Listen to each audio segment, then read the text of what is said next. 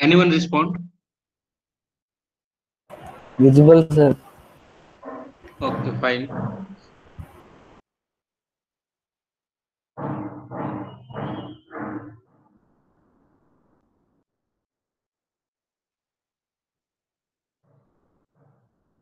So today we will discuss about again a recap of log concavity and convexity. Whenever I am talking about convexity or concavity, so both things you should consider together because both are related to each other very closely. So that's way. Once if I am here skipping log convexity, that means by default that one is coming. Why? Because if you take negativity of log concavity, that becomes log convexity. So that's way both are coming in together. Then I will go to discuss today criterion function. So outline of my today's lectures lecture are the following. First, I would like to give few recap regarding or few other properties of log concavity and log convexity in the part of recap. Then I will discuss in detail about several kind of criterion function, like most atomic kind of function is loss function. Little bit general. That means more generalization. If you do more generalization, you will get cost function, and further objective most generalized criterion function. So these kind of things we will discuss, and after this one kind of things we will close this convex function chapter. So coming to log concavity, in last class I had already introduced there. So log concavity is what just you take a function and apply the logarithmic, and after application of logarithmic, you observe that log f happens to be a concave function. Then you will call that your function is log concave. And in order to define log of anything, so what is the domain of log? So always the argument of log must be uh, greater than 0. That means positive. In order to define logarithmic, your argument of the log must be positive. But here what we are defining logarithmic of a given function. So function is the argument of this logarithmic function. So that's where we need to take function which is having positive value in the domain of that function, and then we will talk about log concavity. So it is said that logarithmically convex or log convex if log further apply log over f and it happens to be a convex function, then that function we will call it log convex. And there is a relation between log concave and log convex, that if f is log convex, if and only if 1 by f is log concave. Why? In last class I had already mentioned that if a function f is if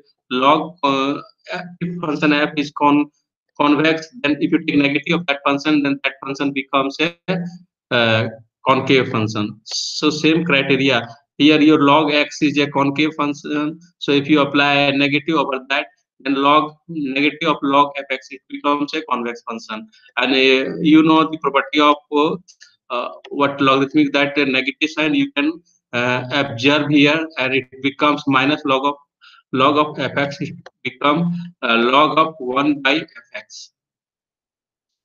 In order to avoid negative sign, we can write it like this way due to property of logarithmic. So this is the relation between log concavity and log convexity. Further, if you are willing to give definition of log concavity in term of, or log convexity in term of what? In term of the same definition what we had already discussed for convex function, then same definition you can define for log concavity like this way. This it is very much similar to Jensen inequality, but it is not a Jensen inequality. It simply can, you can geometrically say that the the, you can also say that it is a line segment between x and y. But if you talk in uh, statistics perspective, it is talking about average, one kind of average, weighted average. You also you can say that weighted. So if you take image of x average, it would be always greater than equal to this one is geometric average, bounded below by geometric average for being log concave function, and for log convex inequality will change, it would be less than equal to. That is the definition. So what happens, a log convex function is always a quasi-convex. That things we had already discussed, quasi-convex and quasi-concave. Same thing you can relate it here as well. One example I would like to take it here.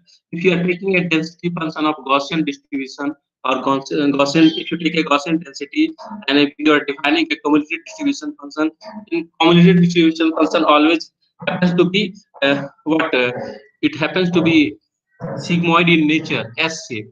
So it doesn't. We can't say whether it is a convex or concave because it is having here. You can observe that up to 0, this function is having concavity up, and after that it is having negative curvature.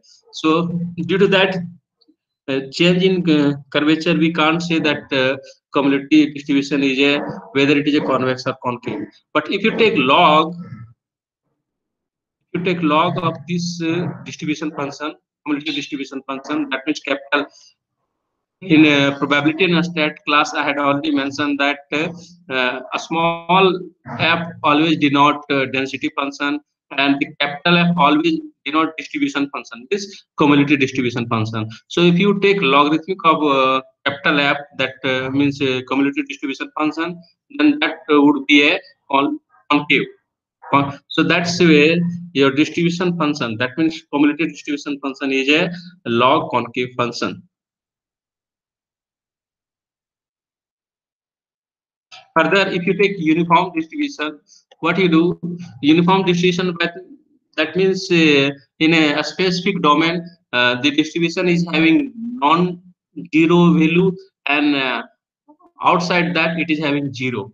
So that is the criteria of defining uniform distribution over a convex set. So remember that we are trying to take a convex pattern, so because in order to define convexity or concavity of a function, you always put a condition that domain must be convex. So that's why convex set I have here intentionally taken. So if you define a uniform distribution over a convex set C, it is defined as f of x equal to 1 by alpha when x is coming from the set, where what is alpha? Alpha is volume. If suppose C is a 3D kind of subset, that means it is a subset in R3, then alpha will represent volume. But if your set is a C is a subset of R2, then that alpha will represent as area.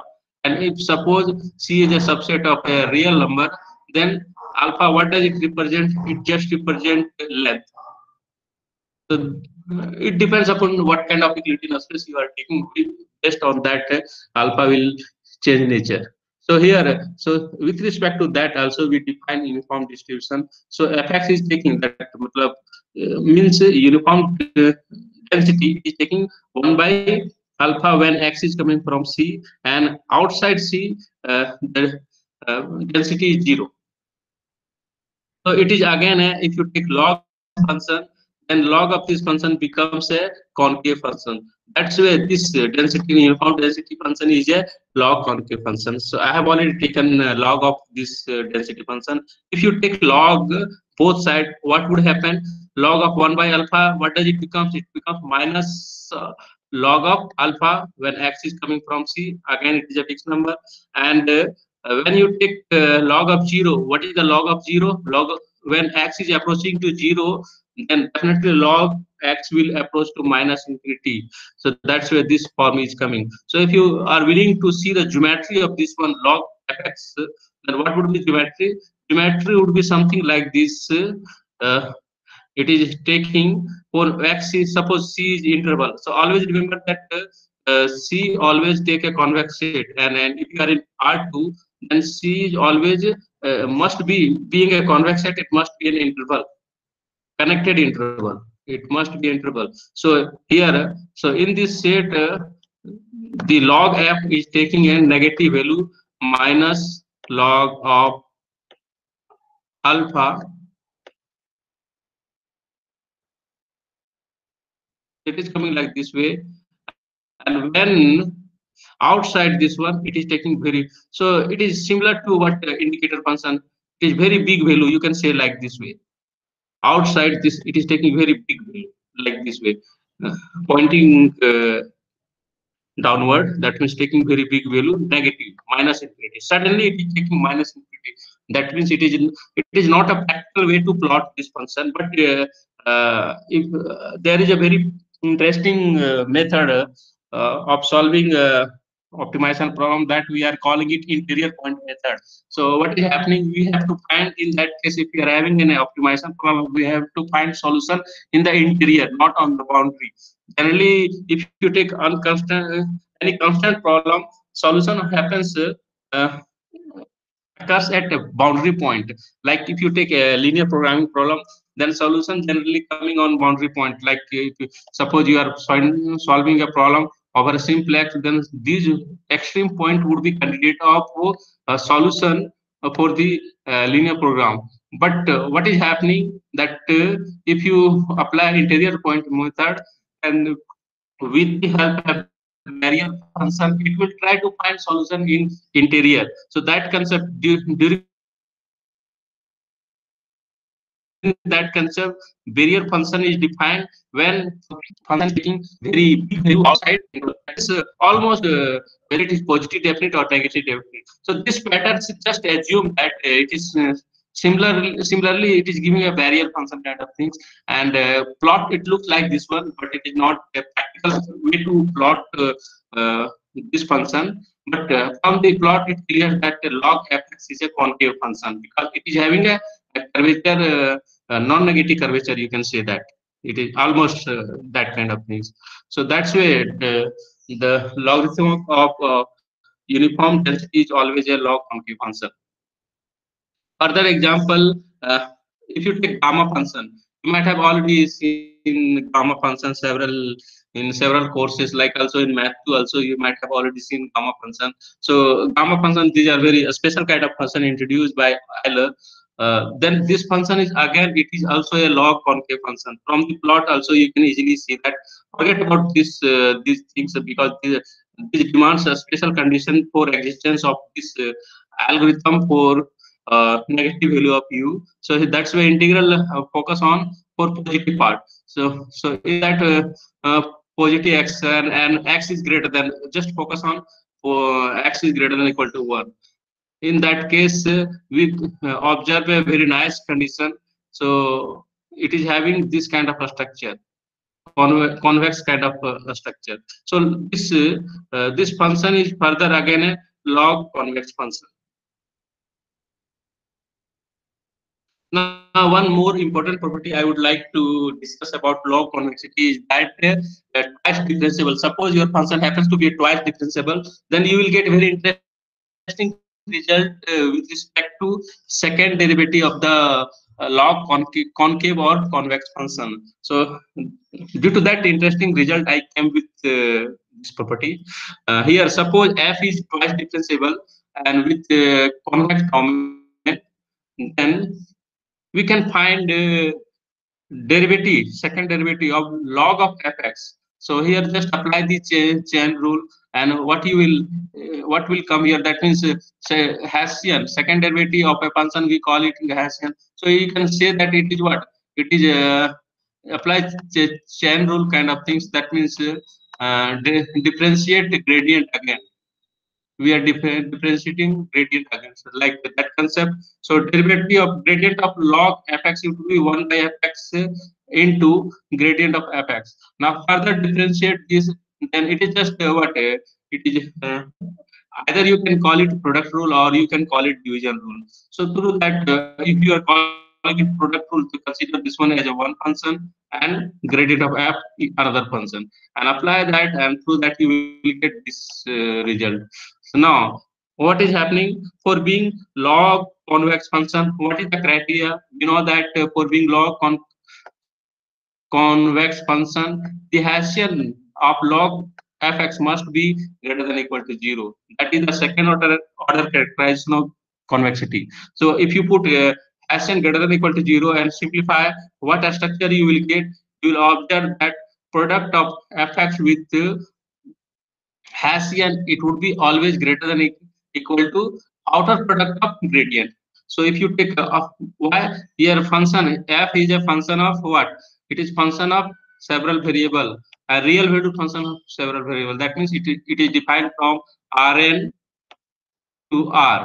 Then you can say that for every vector from the domain, it is taking a scalar value. So this kind of function. So that's why if you find gradient of this real valued function of several variable, then what would be gradient? Gradient would be a vector of dimension. It would be dimension would be n by 1. And what would be Hessian of this real valued function of several n variable? It would be a matrix. It would be a matrix. What kind of matrix? What would be the size of that matrix? Matrix would be n by n. So those concepts from calculus. I think you won't feel any difficulty in order to understand the role of gradient and Hessian. What are the structure of that? And if you are going to find third derivative, that third derivative, it is talking about tensor kind of things. So now this day you all have gone through machine learning classes, so I think everyone know enough about tensor as well. So you can look all these. So it would be n cross n cross n. Three things are coming. Looks like RGB image kind of things. So tensor approach, you can say that. Okay, one and it will come here. So those are the concept from calculus you can understand easily. So being a log convex function value with its Hessian must be greater than equal to outer product of the gradient. And for being log concave, the inequality will be reversed. That means product of function with Hessian would be less than equal to outer product of the gradient. So this is the criteria of being log defining log convexity and log concavity from for twice differentiable function. Remember that for twice differentiable function. But if function is not twice differentiable, this result will fail. Other properties of log convexity, you can say that if you are taking any two functions which f and g which are log concave, then if you define pointwise multiplication or product of these two functions, then due to the property of summation of concave function, you can apply that. You can say that product is also a log concave function. How? Because it is, if you apply logarithmic both side with the product of the function, then log of product of function, it would be what? It would be summation of log fx and log gx, and we know that uh, f is log concave, so that's why this log of fx is a concave function. Similarly, log of gx is a concave function, and sum of two concave function again happens to be a concave function. That property is just borrowed from sum of convex function happens to be convex. So from, yes, any doubt?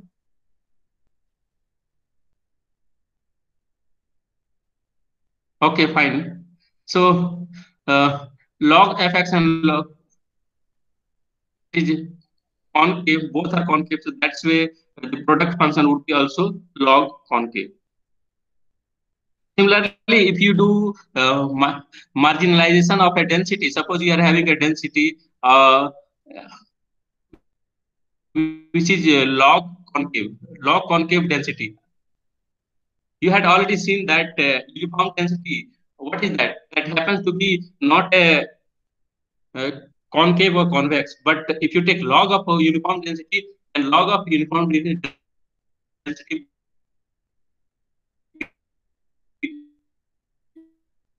becomes a log concave density, and you do marginalization. That means you are finding marginal density. Then marginal density would be also log concave.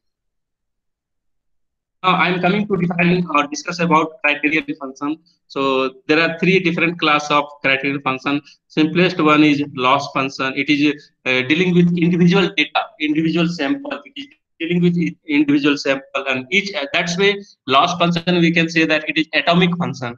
It is dealing at atomic level. So it is usually defined on a point or at sample point and prediction and level. It measures the penalty penalty of that what is the penalty of misclassification, that kind of thing. So if you are in regression, then you may have already seen a square loss kind of function. That means this one is your hypothesis and theta is the parameter of defining that hypothesis. Yi is the given value or target value or observation value, whatever you want to say. And so you can define a square loss, just squaring the difference between hypothesis and the given value, observation value. So this one is the square loss. Then there is a absolute loss. That means also another name of a square loss. You can say that it is L2 loss. You go much deeper in mathematics. So in from generalization perspective, you can call this loss is L2 loss. So L2 loss is more generalized word, because here norm is associated norm is what, and 2 norm, that is p equal to 2 you have taken, it is associated with 2 norm, so that's why L2 norm you are calling it. And further L2, a small L2, all these are part of analysis. A small L2, it defines the sequential space, sequential, it is a space of sequence, because the data is coming in terms of sequence, so that's why a small L2 is written. And if it will come as a function, then you need that in non-parametric estimation you have to go for capital L2 notation. That one is Lebesgue space, and L2 is meant for sequential space. So now again another loss, interesting loss in regression that we use to take the, that one is absolute loss, or you simply you can say that L1 loss, absolute loss or an L1 loss. It is dealing with modulus kind of a structure. So that's where L1 loss, you can general word is L1 loss. Apart from that, also you might have already seen hinge loss.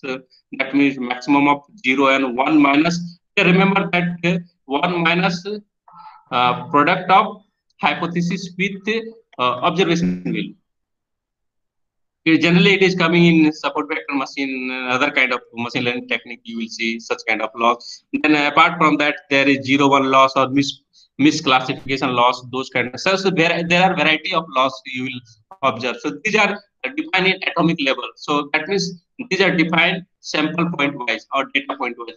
At data level, these are defined. Individual data level. So these function are individual data level. That's why we are calling it loss function. So I have already given few more example of loss function in detail and plotted the graph. So if you are a square, generally if you are in regression, then you observe a square loss and absolute loss. So like so if you are having data, so these are data points. You are having several data points. So what you do, you try to fit a line. So this line you want to fit that follow this observation. Sorry, this hypothesis. That follow this hypothesis. So any point here will denote it by uh, on the line we will denote it by what, x comma y cap, that is coming with respect to hypothesis. Okay, and this is the residual. We are used to call it residual. Okay, so how you define this residual, whether you are taking absolute type or whether you are taking a square a square type, it depends upon your choice. So if you are taking a square distance, then that would be your that will define a square loss. And if you take absolute distance, then it will define your absolute loss. So it depends upon which scenario you are willing to proceed further. Now a hinge loss, and for 0-1 loss I have given plot. You can see plot. So here the blue line, it is talking about 0-1 loss. It is up to this point it is taking 1, then after it is taking 0. And the black line, it give a graph of hinge loss. And there is one more loss at atomic level, we call it exponential loss. That also you can define. It is just defined in terms of exponential function. Red line is defining exponential loss. So there are various loss you can observe that. Once we know about loss, we can discuss about cost function. So what cost function? That means you all in order to define cost function, so you always deal with whatever sample you are having, you are dealing with complete sample. With the complete sample, that means every data point of that sample you are dealing with that. So in that process you come across cost function, so that it is dealing with complete so it is usually more general than loss function. It might be sum of loss function over your training set, plus also you can add your to for better perspective also you can put some regulation as well there, so that penalty in order to model complex penalty, like many regulation you had already seen that L1 regulation, L2 regulation kind of thing. It depends upon that we are putting extra penalty over the parameters.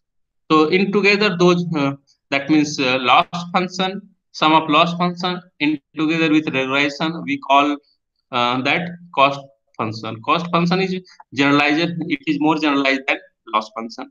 So where there are various loss function, sorry, cost function, we can say that. So remember that in loss function, for regression, I had defined what was that? It was just a square loss.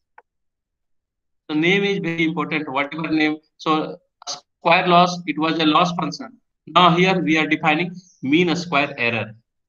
The mean word is very important. Mean is always what is happening. In order to calculate mean, you have to deal with every point of the sample. So that's why cost function is coming here in picture. So that means we are dealing with you have to see all the data in the sample. So that's why mean square error. It is defined as mean of uh, a square over every data. Mean square error. So that's why this one is we are calling it cost function, and again you can see that it is the how it is defined. It is the mean 1/n of summation over uh, f, this a square of difference between hypothesis function and the observation, and summation varies from 1 to n. N is sample size, and you can say that sample size. What is the sample size of your data set? So you can call it sample size.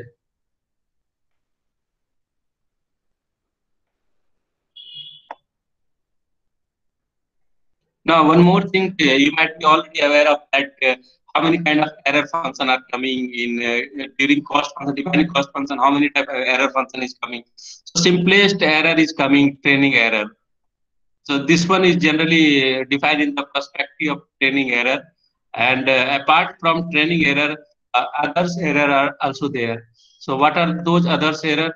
One error is validation error. That means you after training you need to validate your model as well. So in order to validate your error, so you will define validation error that give a controlling capacity of hyperparameter, or that tune hyperparameter through validation error. You can see that. So there are various error function. You might be already aware of these kind of error. So this one is validation error. So these two error easily you may have explicit formula for these two error, validation error and training error. But apart from these two error, there is one more important error that we are calling it generalization error.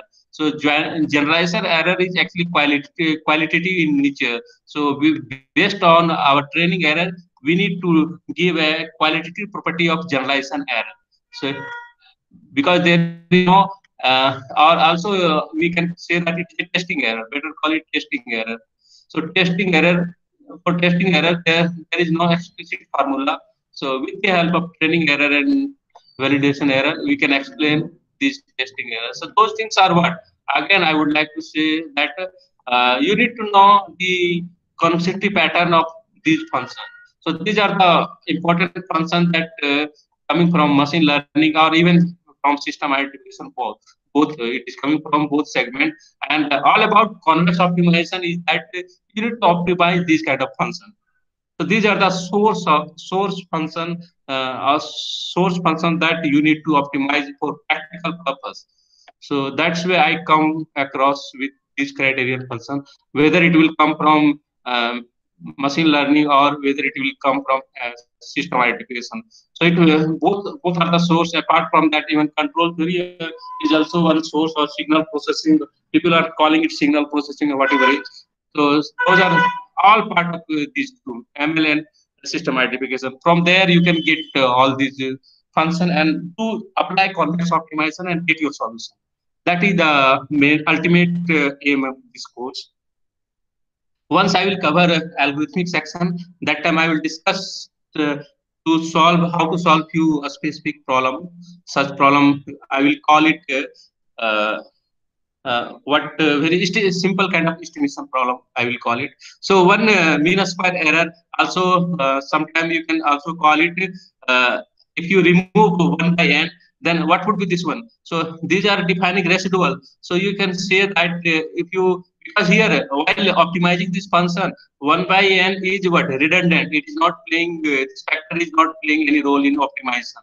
So you can uh, omit and remove it in order to optimize this one. And after getting optimal value of this part, put the 1 by n in optimal value, then there would be no issue. That's why just it is just one kind of technique. It is not contributing much in the optimization process, but in optimal value 1 by n is contributing. So if you are willing to optimize mean square error, then that you have to consider all these. Otherwise, if you just remove it and just you are going to minimize or optimize this part, summation part, that one is having another name that we are calling it residual sum of a square.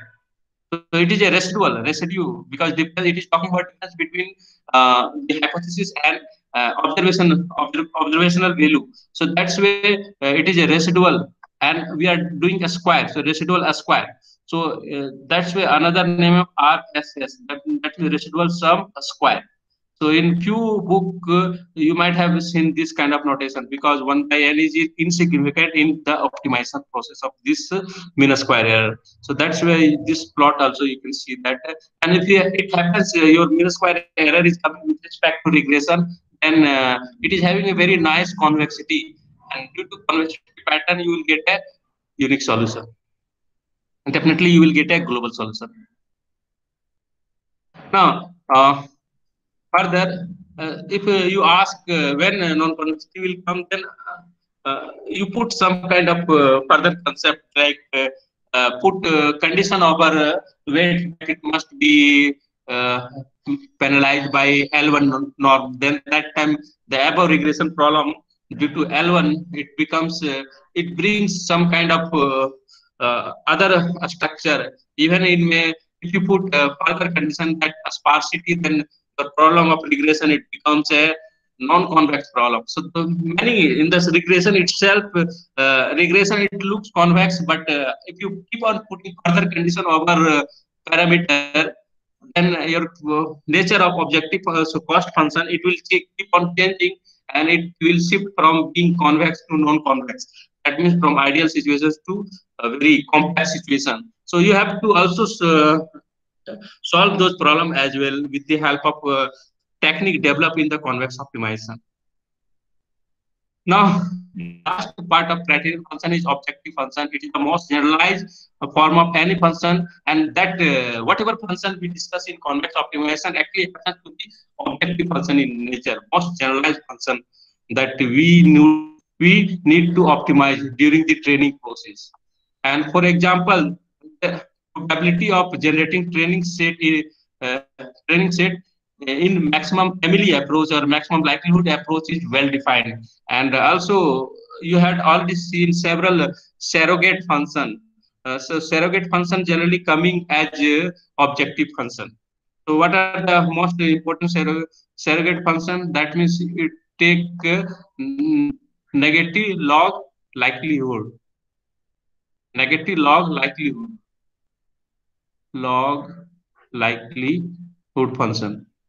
So that would always be a convex function. You can observe that because here Emily you need to maximize, but if you take a log and negative, then it becomes a concave that a convex function. Emily generally happens in concave in nature, but if you take a negative log, then negative, then that becomes a convex random structure, and due to that, you will get you can apply a convex optimization technique in order to get that maximum likelihood estimate or MLE estimate. You can get it there.